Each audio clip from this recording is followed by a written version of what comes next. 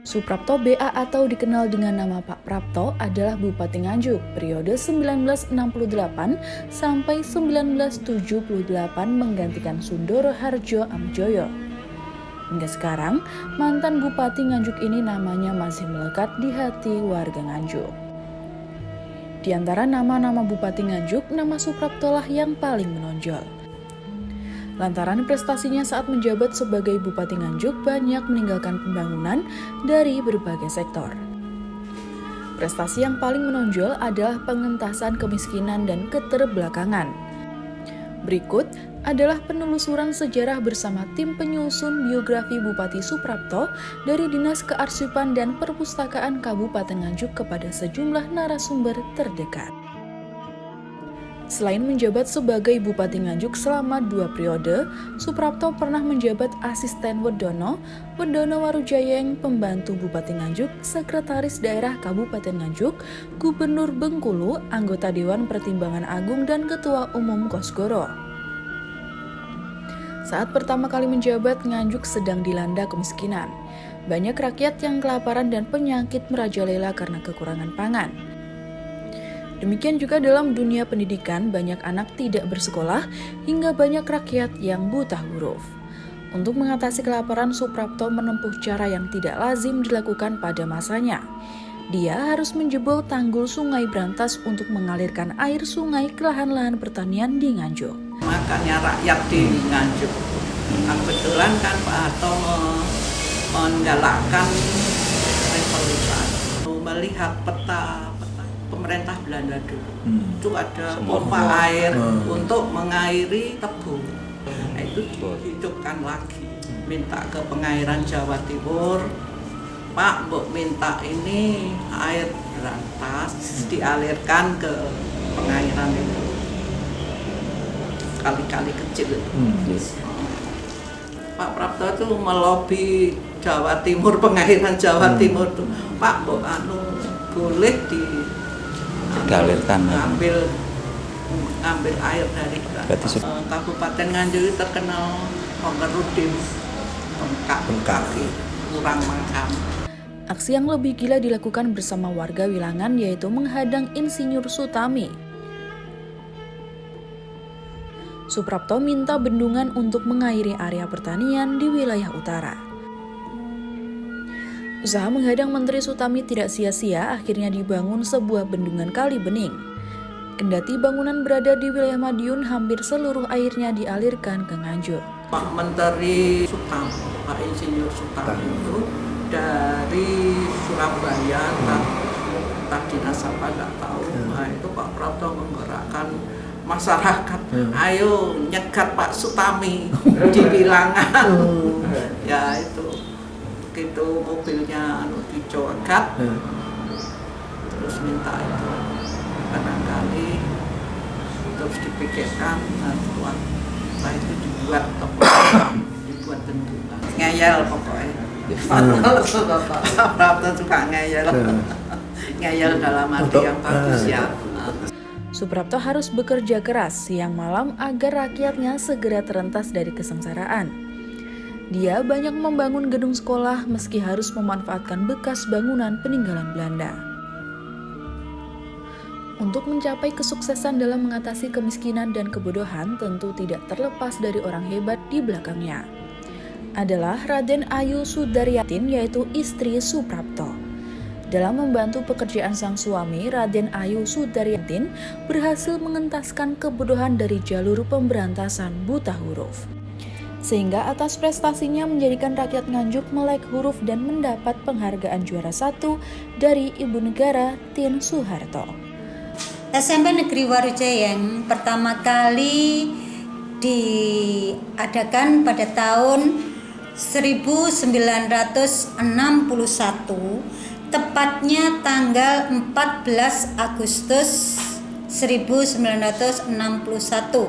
Atas inisiatif pemuka masyarakat yang disampaikan oleh Bapak Suprapto BA. Saat itu beliau menjabat sebagai asisten Wedono Warujayeng dengan cara pembelian minyak tanah dititipi Rp1 untuk dikumpulkan digunakan sebagai biaya membangun. Pabrik gula itu kan sudah nggak ada lagi, masih ada ruangan gitu. Nah itu untuk karena Pak Prapto tuh kepingin duwe SMP. Kalau SD kan banyak. Ya sudah itu di sak repes urunan untuk bangun itu, memperbaiki ruangan itu untuk SMP Warujaya. Ya, saya ini yang ngumpulin duit sak repesan itu sak kepok. Ya duit wong lho ya. Nggih. Iya aku selo wetek-wetek. Sokongan banyak Ya. masyarakat. Iya, kan kalau beli bensin kan mesti ada DO ya. Nah, DO dari Surabaya dikirim nanti dijual. Nanti yang beli kurungan saripes.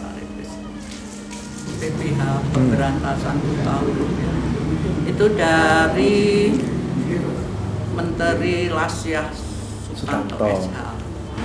Itu datang sendiri ke Nganjuk tahun 75. Ada surat dari Bu Menteri, terus kita bergerak, terus ya wis nanti Pemda nanti dari Dinas Pendidikan membantu.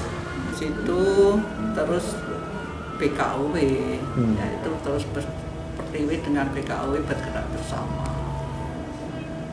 Yang paling bagus setelah terus dilihat terus Sono Ageng. Desa Sono Ageng. Prambon. Itu tahun 75 itu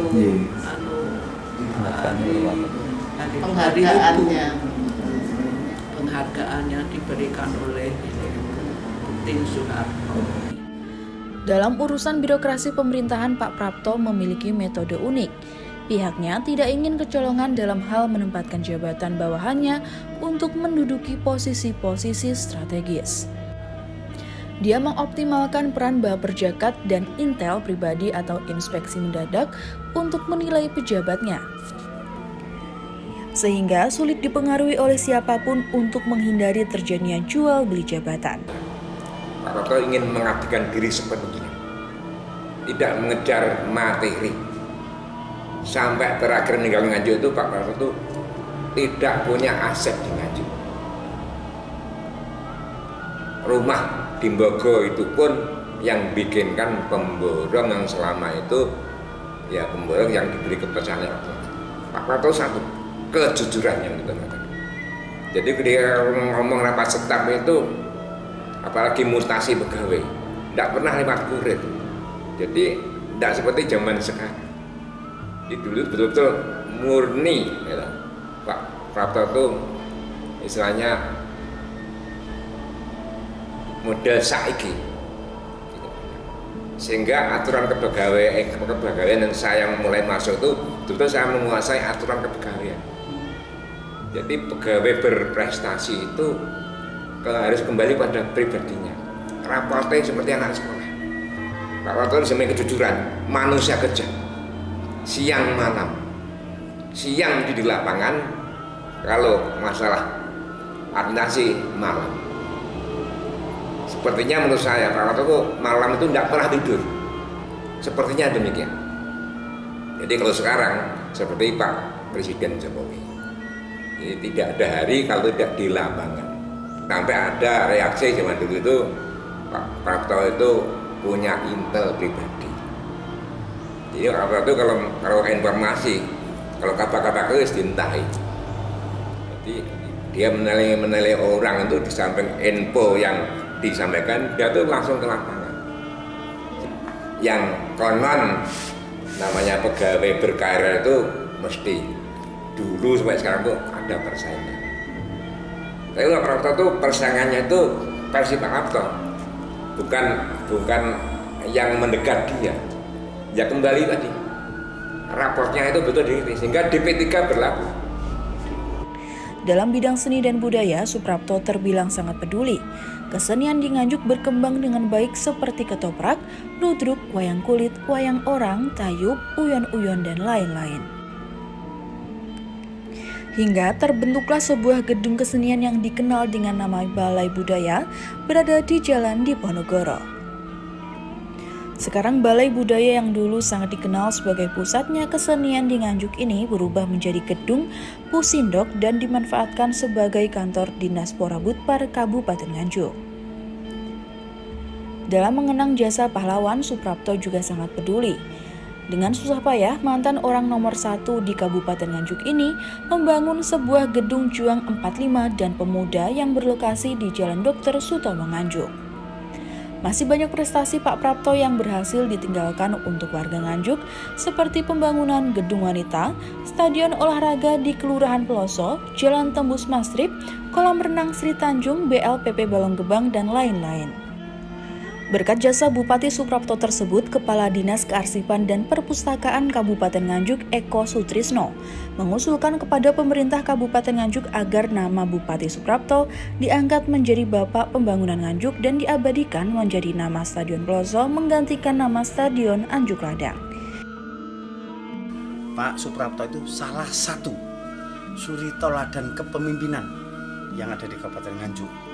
Beliau melaksanakan tugas luar biasa. Salah satunya yang kemarin disampaikan dan sekarang jarang terjadi, beliau menyampaikan, nek pengen soro melok aku karena soroku ki untuk rakyat. Maka kami sebagai generasi berikutnya setelah Pak Prapto, kami ingin menggali potensi-potensi leadership yang diberikan beliau saat menjabat, sehingga menjadi pelajaran berharga bagi anak cucu kita ke depan, bahwa kita punya bupati yang luar biasa.